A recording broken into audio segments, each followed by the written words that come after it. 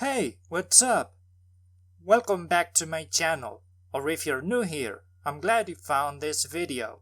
Especially if you've ever felt like English just isn't your thing. Because in this video I wanna tell you how I managed to pass English in Baccalaureate. I'll explain what the Baccalaureate is later. I used to be really bad at English. I failed every English exam. I never passed a single English test in elementary school. And when I got to high school, same story. I remember I barely passed one exam with a 5 out of 10 in secondary school, bare minimum. And honestly, I think that's why it stuck with me all these years. It was such a rare moment, cause I wasn't used to passing my English exams. So yeah, I wasn't one of those students who was good at languages. But everything changed when I had to take Baccalaureate in my country. For those who don't know, the Baccalaureate is basically the last 2 years of high school and isn't compulsory because it's the preparation for university. And that's when things got real. In my country, you have to pass all your subjects in Baccalaureate to move on to the next year. It's not like in primary or secondary school, where you can pass the year by failing 2 subjects. So I thought, well, I literally have no choice. I either pass or I'm stuck. And trust me, I wasn't out here thinking like, what do successful students do to pass, or how do CEOs or authors learn English? Nah, none of that. I just opened up my textbook and started working hard. Every single day, even on holidays. Kinda like how pro athletes train no matter what. Except instead of running drills, I was learning the present simple tense. At the start, I had just as many, if not more people who doubted me. And honestly, I didn't blame them. My English was awful. But I decided to follow a super basic system. I studied 1 hour a day, wrote simple sentences in a notebook until I had memorized what I needed to learn. It was a super basic system, but it helped. I'd write things like, he plays soccer. She drinks tea just to memorize verbs and sentence structure. And yeah, I paid for a private tutor because I needed all the help I could get. By the end of the first term, guess what happened? You got it. I failed my first term English exams. Not shocked. I was already used to failing my exams. I got a 3 out of 10 in my first term in English. And honestly, I thought people were gonna roast me for it. But on the flip side, no one really said anything. That surprised me in a good way. Maybe people were too busy worrying about their own stuff. Who knows? So I had a choice, give up or keep going.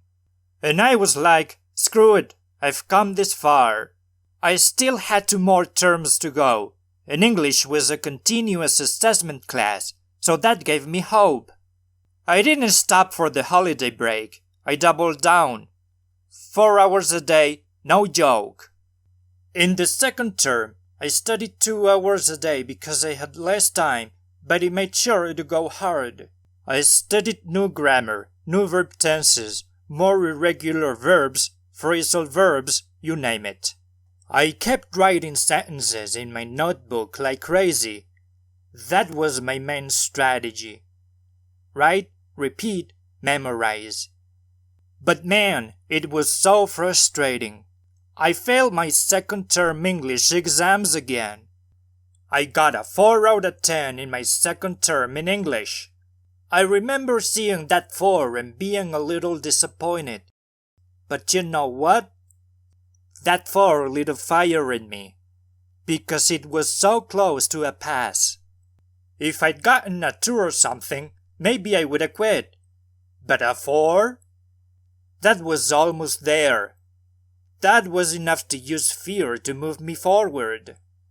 Will there be sacrifices? Hell yeah! I sacrificed my breaks, my weekends, even my sleep sometimes. But I knew that if I didn't go all in now, it was never gonna happen. And it doesn't have to, right? On the flip side, there are people who've never struggled in English and never had to work like this. But to have just as many, if not more people who started off terrible and still figured it out, that gave me hope. I just had to be one of those people. When the third term rolled in, I didn't slow down. I pushed even harder. I dedicated about 3 hours to learning English, even when I was tired or didn't feel like it. I knew this was my last shot. One final exam. One more chance. I still remember asking my English teacher if she thought I had a shot at passing. And she said, "Yeah, I think you've got a real chance." But deep down, I kinda knew she was just being nice. I had the feeling she didn't truly believe I'd pull it off. And that's understandable. Teachers aren't supposed to crush your spirit. It's better to lie a little than say, "Yeah, you're doomed." Anyway, exam day came. I was so nervous, like shaking nervous. I sat down, gave it my all, and turned it in. Then I spent the next 2 days basically torturing myself thinking about whether I passed or not. That wait was brutal. And then, boom! The teacher handed back the test, and mine said, "Passed." She even congratulated me and admitted she didn't think I'd pull it off.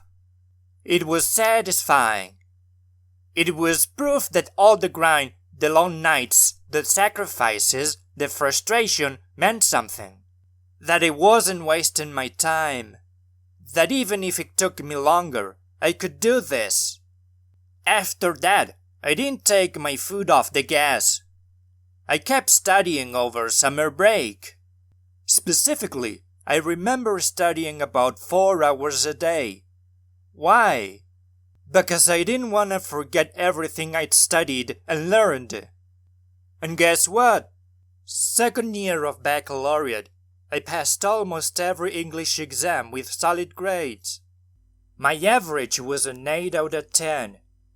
And let me tell you, I was so proud. I went from being one of the worst to one of the best. That transformation felt unreal. So yeah, will there be sacrifices? 100%. But it's worth it. And look, I'm not some genius or gifted language learner. I'm just a regular dude who decided to show up every day and try. I used fear to move me forward. I kept writing stuff in notebooks, repeating verbs, and forcing myself to push through even when I wanted to quit. And here's the thing, if I did it, so can you. You don't need to be perfect. You don't need to pass every test right away. It's never gonna happen and it doesn't have to. Progress isn't linear. Sometimes you fail 2 or 3 times before it clicks. On the flip side, maybe you'll surprise yourself and pass sooner than you think. You just have to put in the effort and know how to study English every day. Thanks for watching.